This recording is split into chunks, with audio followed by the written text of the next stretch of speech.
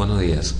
En esta ocasión veremos en la sesión 7 el tema identificación y análisis y evaluación de riesgos.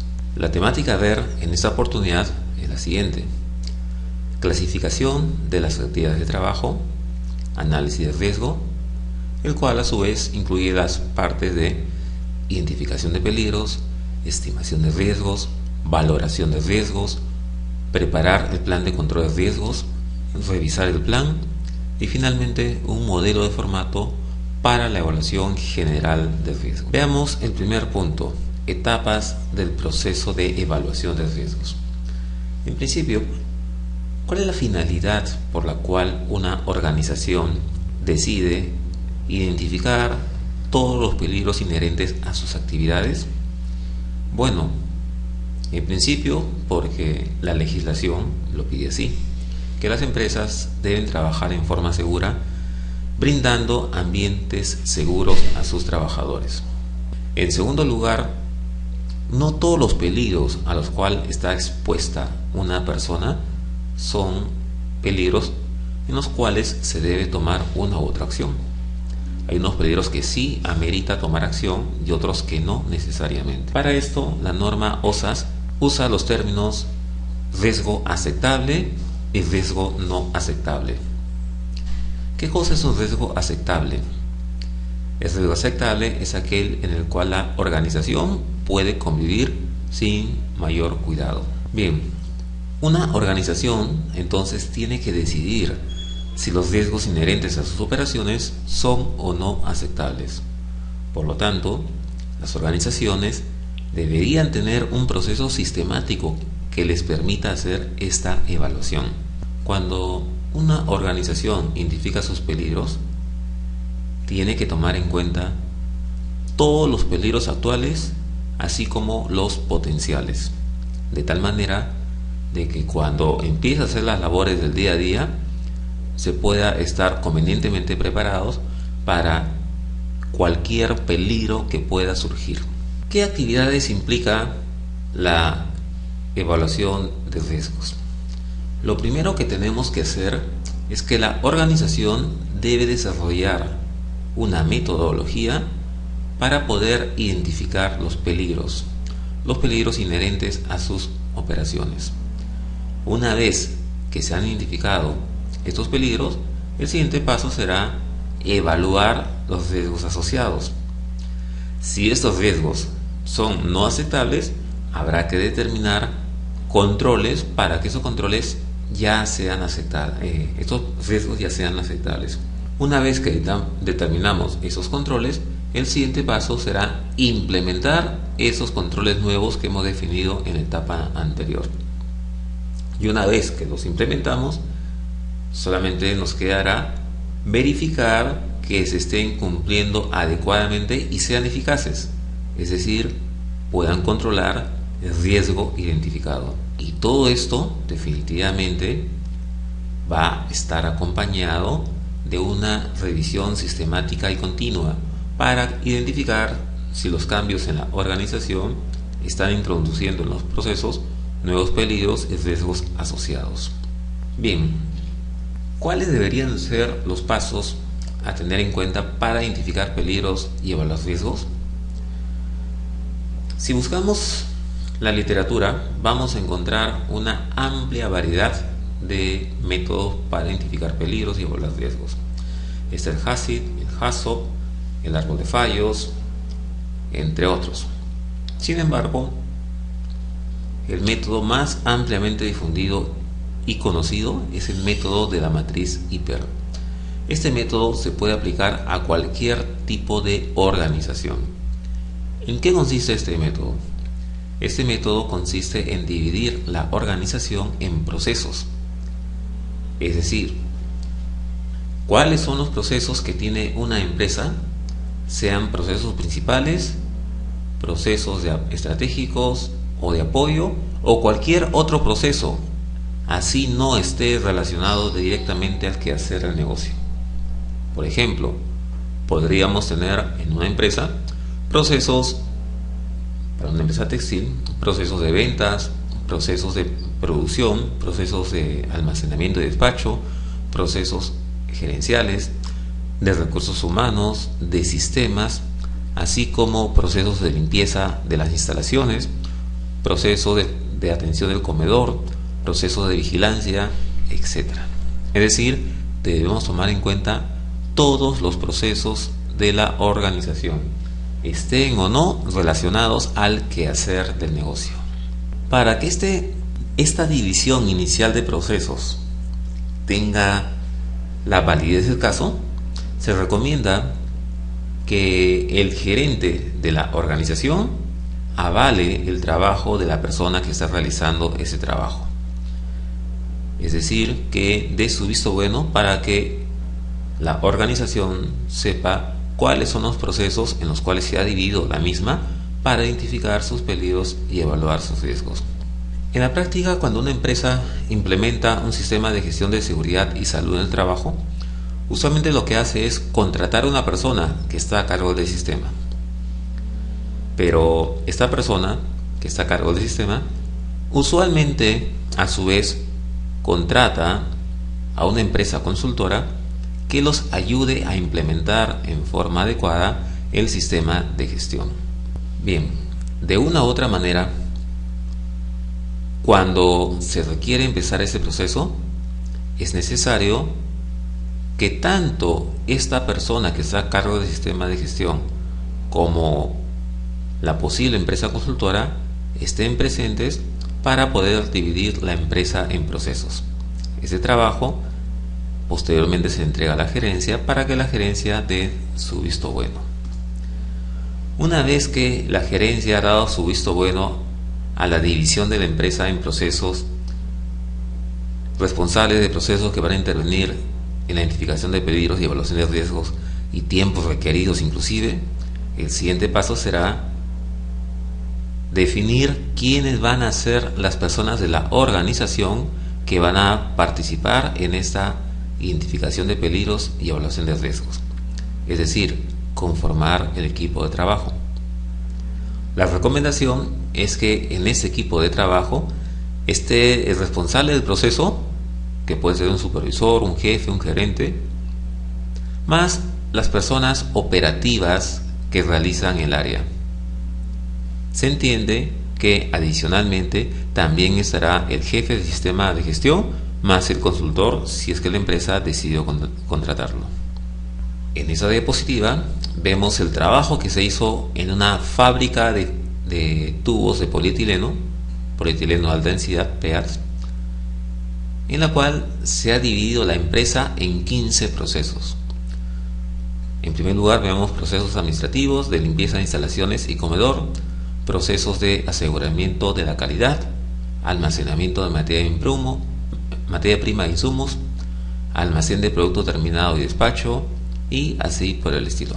Una vez que ya tenemos dividida la empresa en procesos, el siguiente paso será tomar uno de estos procesos para identificar sus peligros. Cada vez que elegimos un proceso, la metodología recomendada es la siguiente. Primero, el equipo que va a identificar los peligros y evaluar los riesgos se reúnen y hacen una visita al proceso. Una visita que podría demorar desde 15 minutos para una empresa sencilla hasta unos 30 minutos para una empresa más compleja. En esta visita preliminar se ven los procesos, se ven las máquinas, la forma de operar de los trabajadores, es decir, todo aquello que pueda tener una implicancia en seguridad. En esta visita participan tanto el responsable del proceso más las personas operativas del mismo, así como la persona a cargo del sistema de gestión y o más el asesor o consultor, quienes harían a veces de facilitadores. Una vez que hemos visitado el proceso, el siguiente paso será regresar al escritorio. Todo el equipo debe regresar al escritorio y dividir el proceso en actividades y cada actividad en tareas. Esto se tiene que hacer en forma completa para todo el proceso, y eso lo realiza el equipo de trabajo, el dueño del proceso más los operativos más los facilitadores. Este es un ejemplo para esta empresa de tubos plásticos. Hemos tomado el proceso 5, que es producción de tubos plásticos mediante el proceso de extrusión. Y se ha dividido esa producción en 5 actividades: preparación de materia prima, arranque de línea, fabricación de tubos plásticos, finalización de la producción y cambio de molde. Y a manera de ejemplo, hemos tomado una de esas actividades y la hemos dividido en tareas. Las tareas son las actividades, pasos más sencillos que tiene que hacer la organización para hacer esa labor. En este caso, para arranque de línea, las tareas serán subir la llave general, energizar máquinas, fijar temperatura en extrusoras, alimentar la mezcla, pasar el material plastificado por la línea de extrusión, fijar condiciones de proceso y finalmente obtención del primer material plastificado, llamado también scrap. Una vez que hemos dividido un proceso en actividades y estas actividades en tareas, el siguiente paso será identificar los peligros asociados a cada tarea y estimar los riesgos asociados. Para estimar los riesgos se usan 2 parámetros: severidad y probabilidad. Recordemos que la definición de riesgos es combinación de la probabilidad de ocurrencia del evento peligroso y la severidad del daño o consecuencia. Es por ello que siempre que se evalúa el riesgo, se hace en función a estos 2 parámetros: severidad y probabilidad. En base a estos 2 parámetros y al puntaje que sale de la combinación de los mismos, se podrá decidir si el riesgo es o no aceptable, es decir, si es o no tolerable para la organización. Para aquellos peligros que resulten no tolerables, se deben establecer los controles operacionales respectivos que permitan que el peligro, ahora sí, llegue a un nivel tolerable. Como todo sistema de gestión, las matrices CIPER se deben revisar periódicamente con la finalidad de mejorarlas siempre.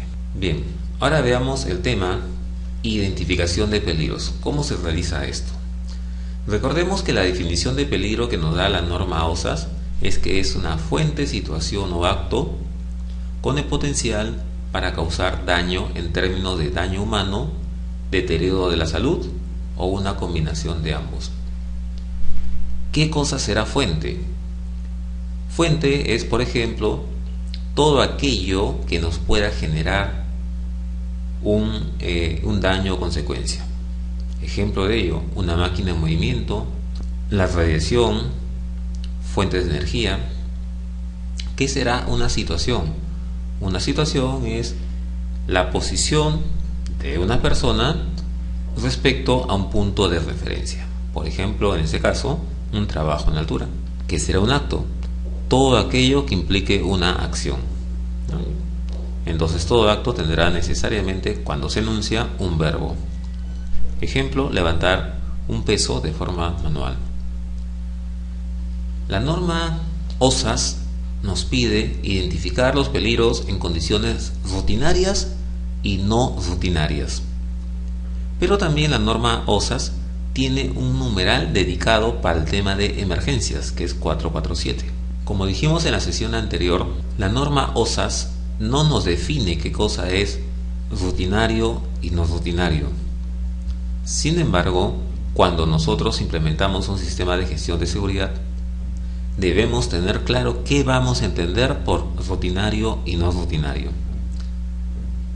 Si leemos la norma OSAS 18002, podemos encontrar algunos ejemplos de actividades no rutinarias. Y dentro de estas actividades no rutinarias se incluyen las emergencias. Por motivos prácticos, es recomendable que cuando hacemos la identificación de peligros y evaluación de riesgos, es decir, cuando hacemos una matriz CIPER, es conveniente que clasifiquemos las diferentes tareas en tareas rutinarias, no rutinarias y de emergencia. Como ya dije, por fines prácticos, para saber cuáles son las posibles emergencias de la organización. Las matrices hiper por lo general contemplan peligros físicos y químicos, contemplan condiciones inseguras y también contemplan, en algunos casos, actos inseguros. Los peligros biológicos, ergonómicos y psicosociales usualmente no se evalúan en una matriz hiper, ya que requieren mayores conocimientos. Pero en la práctica es usual que una matriz hiper pueda considerar uno que otro problema ergonómico, pueda considerar uno que otro peligro biológico y uno que otro peligro psicosocial, pero no en forma sistemática. Por eso se recomienda que para que una empresa identifique sus peligros biológicos, ergonómicos y psicosociales, se pida el apoyo de expertos en la materia para que nos puedan realizar una evaluación sistemática de los mismos. En otras palabras, cuando una empresa implementa un sistema de seguridad y salud en el trabajo, debe tener una matriz hiper, que usualmente contempla condiciones y actos inseguros, así como peligros físicos y químicos. Podrá contener también algunos peligros biológicos, ergonómicos y psicosociales, pero no en forma completa. Y para ellos se debe contratar a terceros expertos en la materia para que nos hagan esta evaluación. El conjunto de esas matrices hiper y los estudios biológicos, ergonómicos y psicosociales constituirían lo que se llama línea base.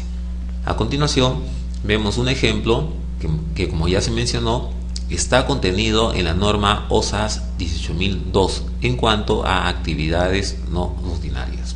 Bien, cada vez que identificamos los peligros, debemos tener en cuenta no solamente al personal que trabaja en la empresa, sino también a clientes, visitas, contratistas, además de los propios trabajadores.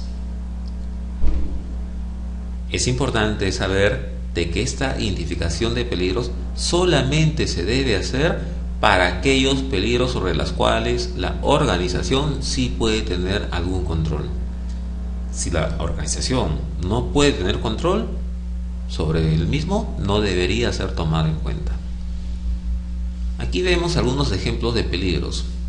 Peligros físicos, trabajos en altura, exposición a altas temperaturas; químicos, inhalación de solventes, manipulación de ácido; biológicos, ingerir alimentos en mal estado, picaduras de araña; psicosociales, carga excesiva de trabajo, acoso psicológico; y ergonómicos, movimientos repetitivos o levantamiento de cargas. Bien, ahora veamos el tema estimación del riesgo. Como dijimos, la estimación del riesgo se hace en base a dos parámetros: probabilidad y severidad, y esto proviene de la definición de lo que es un riesgo de acuerdo a la norma OSAS. La norma OSAS define el riesgo como la combinación de la probabilidad de que ocurra el evento o exposición peligrosa y la severidad del daño o deterioro a la salud que puede ocasionar ese suceso o exposición. Luego, si uno combina probabilidad con severidad, al final va a tener una calificación. ¿Por qué? Por el motivo siguiente: si nosotros nos ganamos la vida corriendo autos de carrera, somos pilotos de Fórmula 1, ¿cuál sería la probabilidad de que corramos un auto? Si somos pilotos de carrera, la probabilidad la podríamos definir como alta, porque prácticamente todos los días vamos a estar practicando en un auto de carrera. Entonces, el suceso o exposición peligrosa, que será manejar un auto de carrera, tendrá una probabilidad alta.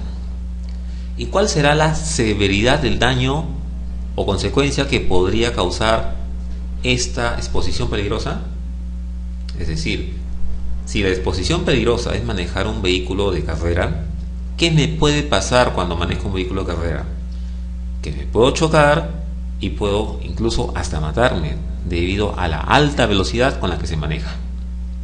Por lo tanto, la severidad de un posible daño de esta exposición peligrosa podríamos definirla también como una severidad alta.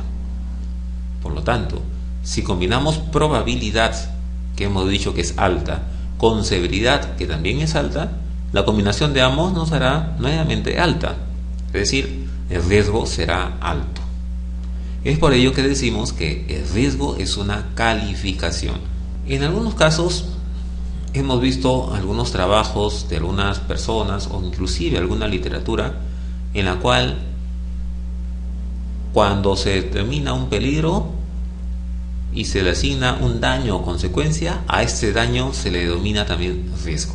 Por ejemplo, peligro, manejar un auto de carrera. El daño o consecuencia sería muerte por choque. Pero este daño o consecuencia, en algunas ocasiones hemos visto algunos trabajos que lo denominan riesgo. Pero riesgo no es la muerte por choque. La muerte por choque es realmente el daño o consecuencia de manejar a alta velocidad en un auto de carrera. Si vemos la guía contenida en el Decreto Supremo 148, decreto que por cierto ya está derogado, esta guía mencionaba de que el riesgo era realmente, lo denominaba nivel de riesgo, pero son formas que se encontraron para encontrar la salida, ¿no? O sea, de acuerdo a esa ley teníamos un peligro, teníamos un riesgo y teníamos un nivel de riesgo. Ejemplos: para los peligros que hemos visto en las láminas anteriores, tenemos los daños o consecuencias respectivos. Para un trabajo en altura, ¿qué daño o consecuencia puede haber? Golpe, fractura o muerte. Depende de qué tan alto sea el trabajo en altura. Para una exposición a altas temperaturas, el daño o consecuencia será la quemadura. Para la inhalación de solventes, intoxicación. Manipulación de ácido, quemadura. Ingerir alimentos en mal estado, intoxicación. Picadura de araña, fiebre, dolor o muerte. Y así sucesivamente. Entonces, para cada peligro tenemos una consecuencia. Ahora nos falta estimar el riesgo. Y para estimar el riesgo, vamos a usar las tablas que da esta ley derogada, la 148, que aún podemos seguirla tomando simplemente como un punto de comparación, un parámetro de comparación, dado que la metodología, si queremos, la podemos usar, si no, no la usamos. Esta ley define la severidad de la siguiente manera: como ligeramente dañina y extremadamente dañina. Define que la severidad es ligeramente dañina si ocasiona lesiones sin incapacidad, es decir, que no generan descanso médico. Ejemplo de ello: pequeños cortes, magulladuras, irritación en los ojos por un polvo, molestias e incomodidad, etc. Dañino cuando la lesión sí genera incapacidad temporal, es decir, ocasiona descanso médico. O también es un daño a la salud reversible. Por ejemplo, una lumbalgia que nos da por levantar pesos de manera inapropiada. Y extremadamente dañino cuando la lesión tiene incapacidad permanente. Por ejemplo, amputaciones, fracturas mayores, inclusive la muerte. O los daños a la salud son irreversibles. Y define la probabilidad como media, baja y alta, y la descripción para cada una de ellas. Combinando estas dos se obtiene una tabla como la que vemos. Por un lado colocamos la probabilidad, por el otro lado la consecuencia, y tenemos riesgos triviales, tolerables, moderados, importantes e intolerables, y la definición para cada uno de ellos. Intolerable: no se debe comenzar ni continuar el trabajo. Importante: no se debe comenzar el trabajo hasta que se haya reducido el riesgo, y así sucesivamente. Para nosotros, para los ejemplos que estamos viendo, dependiendo del giro del negocio, nos podría salir de que el peligro de trabajar en altura para nosotros podría tener un riesgo intolerable, que la exposición a altas temperaturas podría tener un riesgo moderado, y así sucesivamente. Es decir, como dijimos ya anteriormente, el riesgo es una calificación. Una vez que hemos identificado los peligros no tolerables, no aceptables por la organización, el siguiente paso será determinar el plan de control de riesgos. Y para ello lo que se hace es, primero, en la valoración de riesgos, de acuerdo a la norma OSAS y de acuerdo a la ley, debemos tener en cuenta los controles existentes. Si estos controles existentes, a pesar que los tenemos en cuenta, no permiten que el peligro sea aceptable o tolerable, significa de que debemos implementar nuevos controles. Con estos nuevos controles, ahora sí, el peligro debería salir aceptable. Para definir esos nuevos controles, se debe tomar en cuenta la siguiente jerarquía de controles. Primero debemos pensar en eliminar un peligro. Si el peligro no se puede eliminar, sustituirlo. Si no podemos sustituirlo, aplicar un control de ingeniería.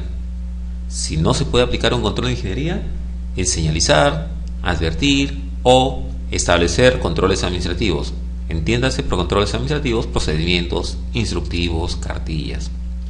Y finalmente, el último control en el cual debemos pensar será en los equipos de protección personal.